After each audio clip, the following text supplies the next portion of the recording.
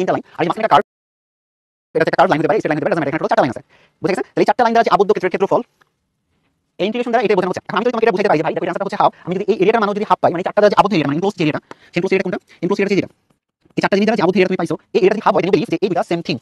এটা তোমাদের ক্লাস পর্যন্ত ক্লাসে চেঞ্জ আসবে, আমার এইটুকু বুঝাতে পারছি না, ঠিক আছে? ওকে, এবার দেখো এই দৈর্ঘ্যটা হচ্ছে 1, যেটা x এর মান 1, তাহলে দেখো x এর মান যদি 1 এ এখানে বসাও তাহলে তুমি y মান পাবা, x এর মান 1 হচ্ছে y মান কত 1, তাহলে দেখো আমি খুব সুন্দর মতো এই এরিয়াটা বের করতে পারি, তাহলে এই এরিয়াটা কত? এই এরিয়াটা হচ্ছে হাফ গুণ ভূমি গুণ উচ্চতা, তাহলে आंसर হচ্ছে হাফ। তাহলে দেখো এই आंसरটাও হাফ আসছে, এই आंसरটাও হাফ, তার মানে দে আর দ্য সেম থিং, দুটো সেম জিনিস। এটা তোমাদের ক্লাস পর্যন্ত কোনো চেঞ্জ আসবে না, উপর ক্লাসে আসলে তুমি জানতে পারবে ইন্টিগ্রেশন ক্ষেত্রফল অনেক কিছু বের করা যায়। মনে রাখো ইন্টিগ্রেশন একটা টুল, যেটা ক্ষেত্রফল বের করে, কিন্তু মানে এই না ইন্টিগ্রেশন মানে ক্ষেত্রফল, বুঝছো? ওকে, এখন আমার এইটুকু কথা কয়জন বুঝছো আমাকে একটু বুঝাও। আমার এইটুকু জাস্ট কথা কয়জন বুঝছো, আমি তোমাকে এখানে যা বুঝাইলাম আর এই যে চারটা লাইন আছে এরিয়া, এই they are the same thing, exactly same thing, এটা সেম জিনিস। ওকে, আমরা আলহামদুলিল্লাহ ক্লিয়ার, আশফা ক্লিয়ার, মাইশা বুঝছো, মাশাআল্লাহ। ওকে, এবার একটা কথা হচ্ছে, দেখো ইন্টিগ্রেশন বা এরিয়া বের করা এত সহজ, তাহলে আমার এটার দরকার কি? আমাকে এটা কেন বের করতে হবে? আমি এটা কেন ইন্টিগ্রেশন করে বের করব? আমি তো হাফ গুণ উচ্চতা দিয়ে বের করতে পারি। এটা হচ্ছে ধরো তোমার ফার্স্ট কোশ্চেন যে ভাই তাহলে নিউটন সাহেব কি করছে? ও মানে এখন এত কষ্ট করে এই যে আমার 400 বছর অতিক্রান্ত হওয়ার পর মানুষ স্টিল নাও ইন্টিগ্রেশন ইউজ করতেছে। ইন্টিগ্রেশন তো তোমার ইউজ করার কথা ছিল না, কারণ এরিয়া তো খুব সহজেই বের করা যায়। তো প্রবলেমটা শুরু কোথা থেকে জানো? ধরো আমি নিউটন সাহেবের কাছে যা বললাম যে ভাই আপনি তো দেখেন কত কষ্ট করে বের করছেন, দেখেন আমি এক লাইন বের করে দিচ্ছি। তো নিউটন সাহেব তখন আমার কি কোশ্চেন করতে জানো?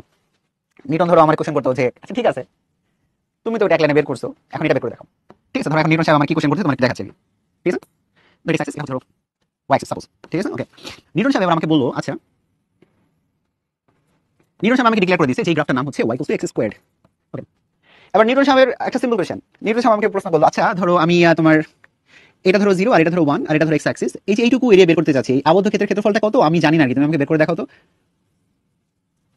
বিলিভ মি, তখন আমি একদম চুপ হয়ে যাবো, আমার আর একটা কথা বলার নাই, কারণ বিশ্বাস করো সেই 400 বছর আগেকার মানুষজন জানতো না কেমনে এই কার্ভের আন্ডার এরিয়াটা বের করে।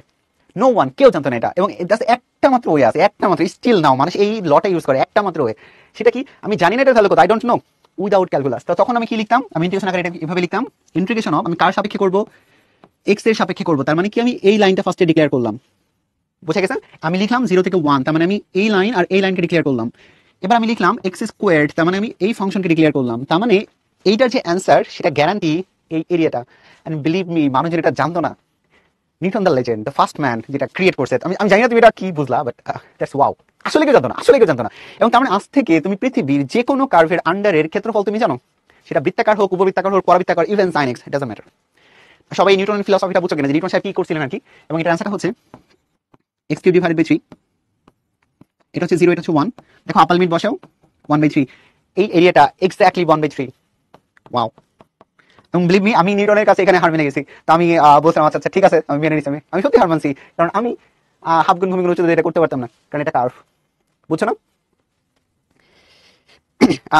শামীম নাহিদ আসলে লেজেন্ড, মানে স্টিল নাও ধরো আমি তোমাকে বলছি জিনিয়াস জিনিয়াস জিনিয়াস, কে সবথেকে বেস্ট জিনিয়াস সায়েন্টিস্ট? নিউটনের উপরে আমরা আসলে কাউকে দেখি না আর কি, জিনিয়াস ম্যান মানে তোমার। ওকে, ঠিক আছে, মোটামুটি জাস্ট ওয়াও, আলহামদুলিল্লাহ আলহামদুলিল্লাহ। Okay fine, max student possible positive answer, because that's bloody brilliant. আসলে মানে তুমি চিন্তা করো, এটা চিন্তা করছে কেমনে।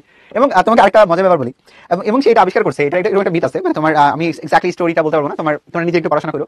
সেটা হচ্ছে যে ধরো আমি যদি তোমাকে কখনো গতিবিদ্যা করা আমি ব্যাপারটা একটু ক্লিয়ার করবো, বাট রাইট নাও তুমি এই জিনিসটা একটু মাথায় রাখো যে একটা মানে একটা ফিলসফি যে তুমি করতেছো ইন্টিগ্রেশন কিভাবে তোমার অন্য কিছু কানেক্টেড, মানে হাউ কানেক্টেড, বুঝতে পারছো? আমি জানি না এই জিনিসটাকে তোমরা কিভাবে বিশ্বাস করতে শিখছো, বাট এটা সত্যি মানে অবিশ্বাস একটা ব্যাপার। সেটা হচ্ছে নিউটন সাহেব জানতো যে স্মরণের ডেরিভেটিভ হচ্ছে ভেলোসিটি।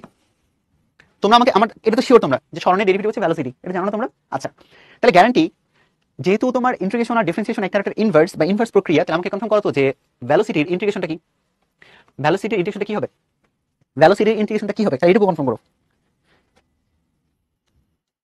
এক্স্যাক্টলি, ভ্যালোসিটির ইন্টিগ্রেশন হচ্ছে সরণ।